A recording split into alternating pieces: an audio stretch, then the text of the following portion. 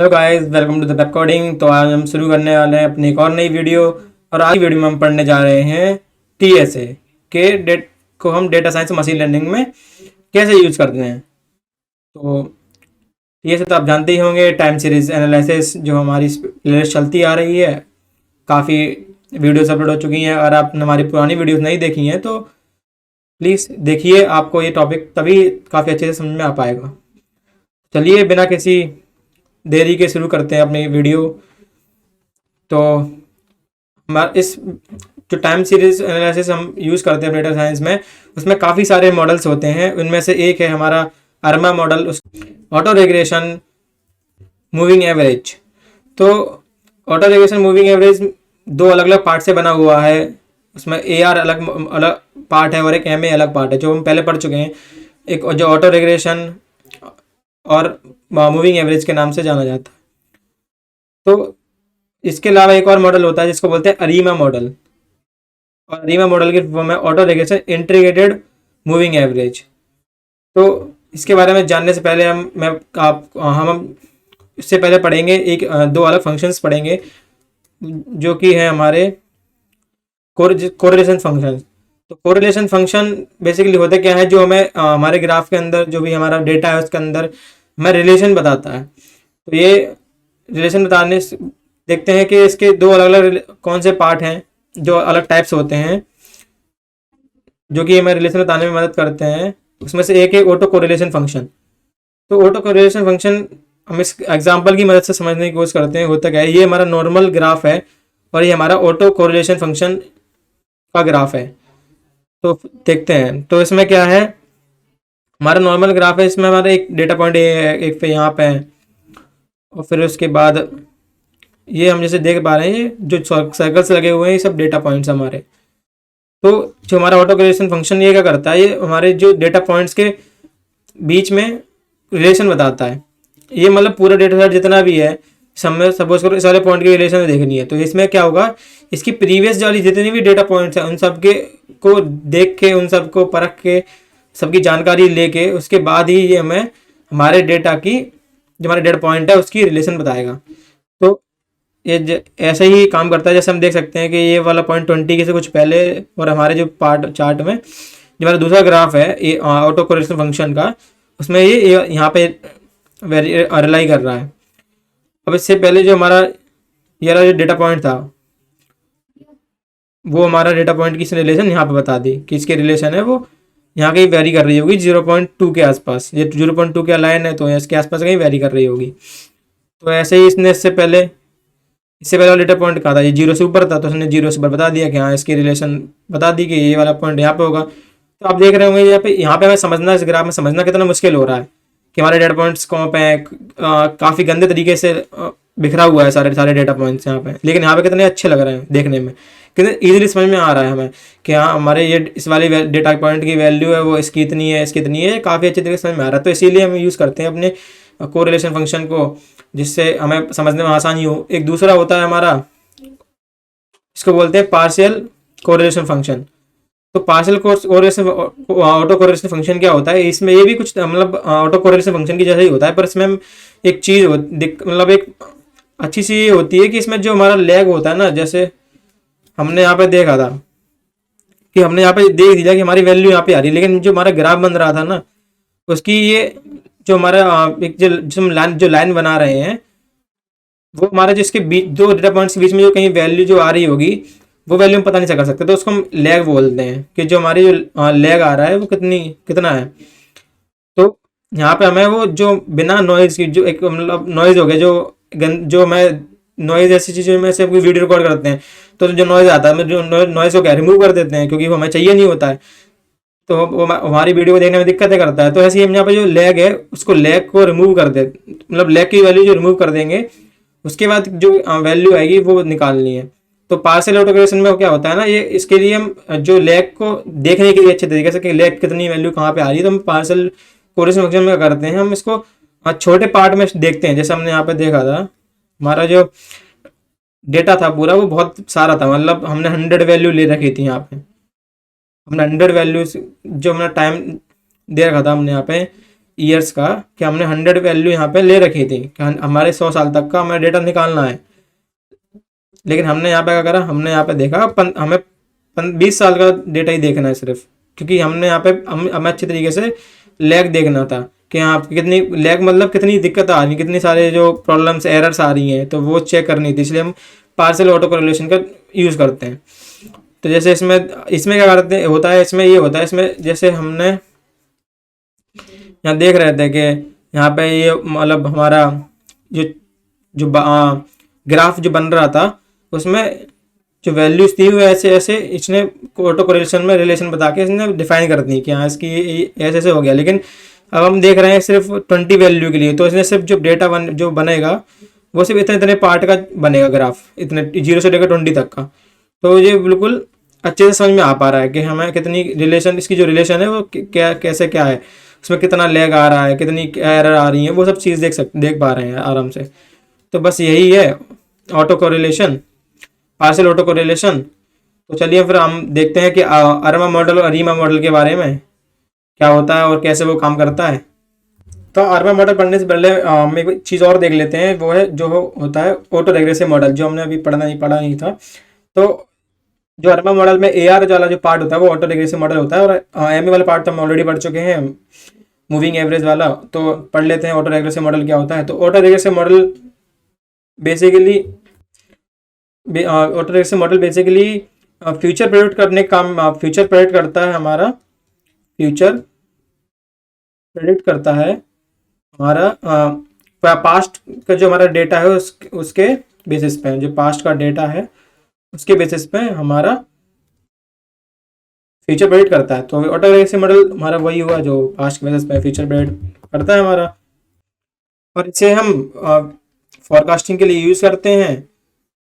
कोई भी चीज़ हमें डेटा प्रेडिक्ट करना है बाद वाला, जैसे हमने अभी देखा फ्यूचर प्रेडिक्ट करना था हमें, जैसे सपोज करो हमें ऐसे कोई टेम्परेचर दे रखा है, हमें टेम्परेचर अभी आज का दे रखा है कि आज का हमारा टेम्परेचर है 19 डिग्री, हमें और कल जो हमारा टेम्परेचर था वो 18 डिग्री था, तो हमें पता करना है कि हमारा जो कल आने वाला कल उसका टेम्परेचर क्या होगा। तो वही काम ये करता है, जो पास्ट का हमारा जो परफॉर्मेंस है, डेटा हमने दे रखा है, उसके बेसिस पे हमारा फ्यूचर प्रेडिक्ट करता है कि फ्यूचर में आने वाला हमारा टेम्परेचर कितना होगा, इस एग्जांपल के अकॉर्डिंग देखें तो जो हमारा ये AR मॉडल है, ऑटो रेग्रेसिव मॉडल, जैसे हम अपने मशीन लर्निंग में हम पढ़ते थे लीनियर रिग्रेशन मॉडल था, एक लॉजिस्टिक रिग्रेशन मॉडल था, तो वैसे ही जो लीनियर रिग्रेशन मॉडल था वही हमारा कुछ एक तरीके से हम उसको ऑटो रेग्रेसिव मॉडल भी बोल सकते हैं, जिसमें हमारा जो हम इसमें जो लीनियर रिग्रेशन में अपना इनपुट देते थे, वैसे ही यहाँ पे जो ऑटो रेग्रेसिव मॉडल में क्या होता है, जो हमारे लेग्ड वेरिएबल्स होते हैं, जो हमारे नॉइज वगैरह जो होते हैं वो उनको एज अ इनपुट, मतलब एज अ इनपुट लेते हैं उनको, जो हमारा डेटा जब इम्प्लीमेंटेशन करते हैं उस टाइम पे, जब हम अपने डेटा को वेरिएबल प्रोवाइड करते हैं, तो उसमें क्या जो हमारे जो लेग्ड वेरिएबल्स हैं हम उनको एज अ इनपुट प्रोवाइड करते हैं अपने डेटा में। और जैसे हम अपने जब मशीन लर्निंग में हम लीनियर रिग्रेशन पढ़ते थे उस टाइम पे हम अपने जो लीनियर रिग्रेशन मॉडल को इंपोर्ट करते थे सेकंड लर्न लाइब्रेरी से, वैसे ही हम यहाँ पर ऑटो रिग्रेसिव मॉडल में जो हमारा सेकंड लर्न की स्टेट्स मॉडल वाली जो लाइब्रेरी है हम वहाँ से इंपोर्ट करते हैं अपने ऑटो रिग्रेसिव मॉडल को, जो हम अपने इम्प्लीमेंटेशन वाले वीडियो में देखेंगे कि वो कैसे काम करता है। और इसमें जब हम इंपोर्ट करते हैं अपने ऑटो रिग्रेसिव मॉडल को अपने स्टेट्स मॉडल लाइब्रेरी से, तो उस टाइम पे हम जब इसको जो इनपुट देते हैं और जो पैरामीटर अलग अलग पैरामीटर देते हैं उसमें हम अपने एज अ इनपुट, जब हमने बताया कि लेग्ड वेरिएबल उसको प्रोवाइड कराते हैं। तो अब हम देखते हैं अपने जो ऑटो रिग्रेसिव मॉडल की इक्वेशन है उसके बारे में थोड़ा देखते हैं कि क्या कैसे ये इसकी ऑटो रिग्रेसिव मॉडल की इक्वेशन है। इसमें एक्स क्या है, एक्स हमारा कंपोनेंट है जो कि मतलब इसको हम फीचर और लेवल की जैसे भी देख सकते हैं, जैसे मशीन लर्निंग मॉडल में देखते थे फीचर और लेवल। तो ये क्या कर रहा है, ये हमें अपना फ्यूचर आउटपुट जो प्रेडिक्ट कर रहा है, जो टाइम था जब टी है टाइम है, जो हमारा करंट टाइम है उसकी +1 कर दिया, मतलब हमारा जो अभी करंट टाइम है जो अपना डेटा निकाल के रखा है हमने इसमें, तो वो जो वैल्यू है हमारी दूसरी, जैसे हमने अभी क्या एक्स ऑफ टी, वो क्या होगा एक्स ऑफ टी जो हम करंट वैल्यू है, तो दूसरी वैल्यू क्या है जो हमारी t+1 है वो है हमारी हुई नेक्स्ट वाली वैल्यू जो हम इसको फ्यूचर में देख रहे हैं। जैसे हम अभी देखें तो हमारा करंट टाइम चल रहा है, तो हमारे फ्यूचर टाइम क्या होगा, वो हमारा मतलब करंट टाइम से थोड़ा ज़्यादा होगा, तो करंट टाइम +1 कर दिया हमने, तो वो हो गया फ्यूचर टाइम। तो जो हमारे V0 और V1 है, जो हमारे कोफिशिएंट है, मतलब जैसे हमारा हमने भी एक अल्फा देखा था इससे पहली वीडियो में, जो हमें क्या बता रहा था, वो हमें एक वैल्यू दे रहा था जो कुछ एरर वगैरह जो होती हैं, जो एक हमने इस वाले केस में लेग्ड वेरिएबल्स थे, तो इसकी कोई भी ऐसे लेग्ड वाली जो लेफ्ट वैल्यू आएंगी, तो उसकी बस एक कोफिशिएंट है, हम एक कैसे कोफिशिएंट मान के चलते हैं, जो वापस से वही एक्स। तो ये क्या कर रहा है, हमने क्या बताया था कि जो पुरानी वैल्यू जो है हमारी, जो मतलब ऑटो रिग्रेसिव मॉडल बेसिकली क्या था कि जो पुरानी वैल्यूज़ हैं उनको देख के, उनको परख के हमारी जो फ्यूचर प्रेडिक्टेड वैल्यू आनी है वो बताती है। कैसे बताती है, पुरानी वैल्यू को पूरा जानकारी करके पुरानी वैल्यूज में से कि कैसे क्या हमारा डेटा का ग्राफ बढ़ रहा था घट रहा था, उसके हिसाब से वो बताती है कि आगे वाली जो हमारी फ्यूचर प्रेडिक्टेड वैल्यू होगी वो कैसी होगी। तो वही हमने वापस से पुरानी वैल्यू को देख लिया कि हमारी पुरानी वैल्यू थी, मतलब जो t-1 टाइम पे जो कंपोनेंट की वैल्यू थी वो रख ली, और उसके मल्टीप्लाई कर दिया कोफिशिएंट से, और ये V2 कोफिशिएंट से फिर हमने उसका करा, उसके भी पुरानी वाली जो वैल्यू थी उसको भी कंपोनेंट देख लिया, तो वो उसका सबका सम क्या हो गया, हमारी नई वाली वैल्यू हो गई। तो बस यही था इस इक्वेशन का मतलब। तो अब देखते हैं अरमा मॉडल के बारे में। तो अरमा मॉडल जो मतलब इसमें हम जैसे नाम से बता कर पा रहे हैं, जैसे अरमा का जो फुल फॉर्म है वो हमारी ऑटो रिग्रेसिव मूविंग एवरेज होती है। तो जैसे AR प्लस MA मतलब auto regressive model plus moving average model का कॉम्बिनेशन है, होता है अरमा मॉडल। जैसे हम इसकी इक्वेशन से भी समझ सकते हैं, सी तो हमारा कांस्टेंट हो गया, ये इक्वेशन हमारी हो गई ऑटो रिग्रेसिव की, और ये हो गई हमारी मूविंग एवरेज की इक्वेशन। इन दोनों का सम कर दिया तो ये हो गई हमारा अरमा मॉडल बन गया। तो अब देखते हैं हमारा काम क्या होता है।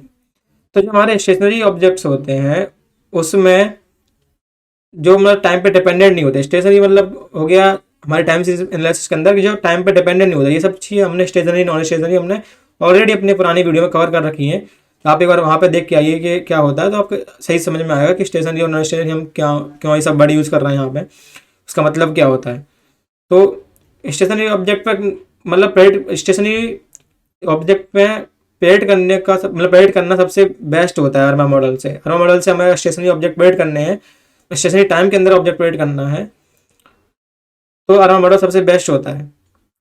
तो चलिए देखते हैं इसकी इक्वेशन कैसे वर्क करती है। जैसे ये तो हमने देख ही लिया कि ऑटो रिग्रेसिव मॉडल की इक्वेशन ये हो गई, summation of 5i into y into t-i, मतलब प्रीवियस वाला जो हमारा निकला था ऑटो रिग्रेसिव, और इसके हमारा ये एरर जो आ रही थी वो हमने निकाल लिया, और ऐसे ही हमने मूविंग एवरेज का निकाल लिया, तो इन दोनों का सम कर दिया, तो हमारी अरमा मॉडल की इक्वेशन बन गई। अब देखते हैं हमें प्रोवाइड क्या करता है, ये हमें अरमा मॉडल यूज़ करके हमें मिलता क्या है। तो ये हमें सबसे वीक जो स्टोकास्टिक प्रोसेस होती है, स्टेशनरी स्टोकास्टिक प्रोसेस, वो हमें प्रोवाइड करता है दो टर्म्स में। एक प्रोवाइड करता है ऑटो रिग्रेसिव मॉडल के टर्म्स में, एक करता है मूविंग एवरेज के टर्म्स में, जिससे कि हमारे जो ग्राफ में ट्रेंड आ रहा है, ये जो ट्रेंड्स है वो अपवर्ड जा रहा है डाउनवर्ड जा रहा है। जो हमारे सीजनलिटी हम चेक करते हैं अपने ग्राफ के अंदर, मतलब बेसिकली ये हो गया कि हमारा जो ग्राफ है उसको रीड करने में काफ़ी इजीली वर्क करता है। उससे हमारा वैसे रीड करके हमारे जो फ्यूचर प्रेडिक्ट जो हम करवा रहे हैं, जैसे हम ऑटो रिग्रेशन में क्या होता है, हम जो पुरानी वैल्यूज़ को देख के नई वैल्यू फ्यूचर की वैल्यू प्रेडिक्ट करते हैं, तो वही जो काम हमारा ग्राफ को देख के हम जो ईजिली कर पाएँ, तो वही प्रोसेस हमें ये मॉडल प्रोवाइड करता है। लेकिन इसमें जो हमने अभी आपको बोला था कि ये सिर्फ स्टेशनरी सीरीज के ऊपर काम करता है, तो वही चीज़ मतलब दिक्कत थी इसके अंदर थोड़ी, क्योंकि ये नॉन स्टेशनरी सीरीज के अंदर काम ही नहीं कर पा रहा था, नॉन स्टेशनरी ऑब्जेक्ट के अंदर काम ही नहीं कर पा रहा था। इसी वजह से फिर वो हमारा बना अरीमा। तो अब देखते हैं कि अरीमा क्या होता है। तो अरीमा मॉडल के वही फुल फॉर्म जो हम देखते हैं पहले कि अरीमा मॉडल क्या, auto regressive integrated moving average, मतलब ये भी उसका कॉम्बिनेशन है, बस इसमें एक पार्ट और ऐड हो गया इंटीग्रेटेड मतलब बेसिकली क्या है, जो डिफरेंस है हमारे ऑप्टिमाइज के बीच में जो डिफरेंस है वही, और इसमें थोड़ा ऐड कर देता है जो हमारे एरर्स वगैरह आ रही थी, तो वही चीज़ें इसमें ऐड कर देता है। जैसे कि हमारा जो ऑब्जर्व डेटा है, तो उसी को हमारे स्टेशनरी डेटा की तरह बना के हमारे डेटा सेट में ऐड कर देता है, जिससे कि हमारा जो मॉडल जो मतलब बेसिकली हम सारा काम जो ग्राफ कर ही रहे हैं टाइम के बेसिस पे, तो जो हमारा ग्राफ है उसको फीचर क्रिएट करने में आसानी होती है, बस यही है। और जो हमारा ए आर और एम है तो हम बहुत बार पढ़ ही चुके हैं ऑलरेडी काफ़ी बार। जैसे ए आर का ऑर्डर रिलेशनशिप के अंदर तो हमारा वही पास्ट वैल्यू का डेटा उठाओ और हमारे फीचर प्रिंट करके दे दो, ये हमारा ऑर्डर रिलेशनशिप का काम हो गया। और जो हमारा एम ए का काम है वो क्या है, हमारा जो एरर जो हमारी एरर वगैरह आ रही हैं, जो लैग्ड आ रहे हैं, उसको चेक करके उनको देख के उसका ग्राफ बना के हमें जो फ्यूचर प्रेडिक्ट वैल्यू चाहिए वो हमारा वो भी हमारा फ्यूचर प्रेडिक्ट करता है, बट वो एरर के थ्रू करता है। और इसमें हमारी पुरानी वैल्यू एरर हमारी पुरानी वैल्यू के थ्रू करता है। बस अभी तक इतना काफ़ी इतना है। अब हम इस आप लोग को लग रहा होगा कि हमने अरीमा मॉडल और अरमा मॉडल इतने अच्छे से नहीं समझा है, लेकिन ये हमने सिर्फ अभी यहाँ पे थोड़ा आपको ये समझाने की कोशिश करी है कि अरमा मॉडल होता क्या है।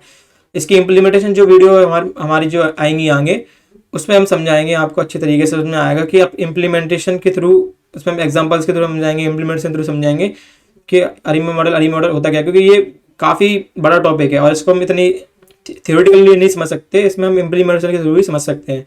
तो जब हमारी इम्प्लीमेंटेशन की वीडियो आप देखोगे इसके बाद तो आपको सब कुछ क्लियर हो जाएगा। तो आज के लिए अब तक के लिए इतना काफ़ी है। मिलते हैं अगले वीडियो में, तब तक के लिए टाटा बाय बाय।